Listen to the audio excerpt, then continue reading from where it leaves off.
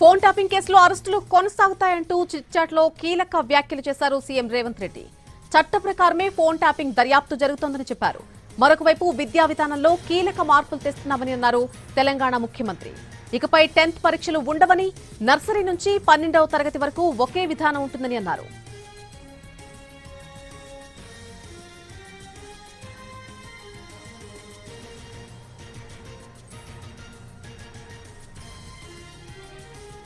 చిట్చాట్లో CM Revanth Reddy కొన్ని కీలకమైనటువంటి వ్యాఖ్యలు చేశారు. ఫోన్ ట్యాపింగ్ కేసులో అరెస్టులు కొనసాగుతాయంటూ ఆయన చిట్చాట్లో పేర్కొన్నారు. చట్ట ప్రకారమే ఫోన్ ట్యాపింగ్ దర్యాప్తు జరుగుతుందని చెప్పారు సీఎం.